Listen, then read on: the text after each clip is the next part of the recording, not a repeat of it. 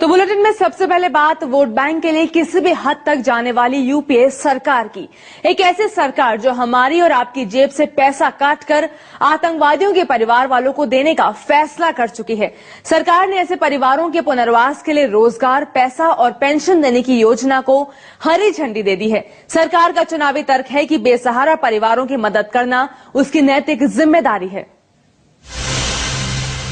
पिछले 15 सालों में जम्मू कश्मीर में सुरक्षा बलों के सैकड़ों जवान मारे गए, लेकिन उनकी जान की केंद्र सरकार के लिए कोई कीमत नहीं है। कीमत है भी तो उन आतंकवादियों की जो सुरक्षा बलों की गोलियों का निशाना बने, जो देश में खून की होली खेलने की साजिश रच रहे थे।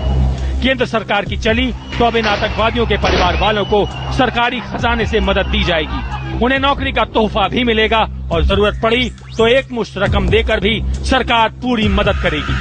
यानी केंद्र सरकार ने उन जवानों की आत्माओं को तार तार कर दिया जो आतंकवादियों के हाथों मारे गए, जिन लोगों ने इन आतंकवादियों की घिनौनी हरकतों को खुद भोगा है, जिन्होंने अपने परिवार का कोई सदस्य, कोई अपना खो दिया है।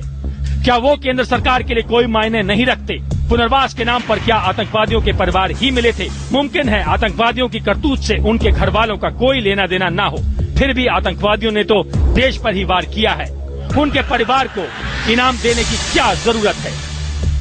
किसी के साथ मानवीय चेहरे के साथ पेश आना, कोई हमारे देश का नागरिक है, अगर हम उसके साथ ह्यूमन फेस अच्छा पेश करते हैं तो ये एक अच्छा जेस्चर है और इससे हम समझते हैं कि हमारे देश के अंदर शांति स्थापित करने हो। एक अनुमान के मुताबिक जम्मू कश्मीर में अब तक लगभग 70,000 आतंकवादी मारे गए हैं। यानी अब इनके परिवार की पूरी जिम्मेदारी भी केंद्र सरकार ही उठाएगी। हालांकि सरकार ने अब तक ये साफ नहीं किया है कि वो आतंकवादियों के परिवारों को कितनी और कैसे मदद करेगी। लेकिन 23 जनवरी को प्रधानमंत्री मनमोहन सिंह, केंद्रीय गृह मंत्री शिवराज पाटिल, जम्मू कश्मीर के मुख्यमंत्री गुलाम नबी आजाद और राष्ट्रीय सुरक्षा सलाहकार M.K. नारायणन के बीच हुई एक बैठक में ये फैसला हो चुका है।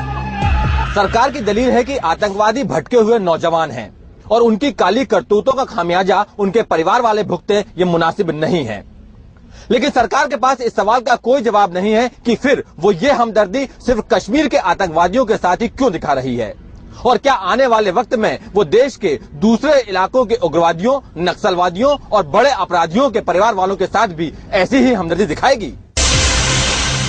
पिछले 20 सालों में घाटी में आतंकवादियों के हाथों 30,000 से ज्यादा बेगुनाहों की हत्या हुई है। पिछले 3 साल के आंकड़ों को ही देखें तो सुरक्षा बलों के 455 जवान भी शहीद हुए। लेकिन इन लोगों का खून, इनकी हत्या को केंद्र सरकार भूलती नजर आ रही है। आखिर सवाल वोट बैंक का है, चुनाव से पहले की हड़बड़ाहट का है।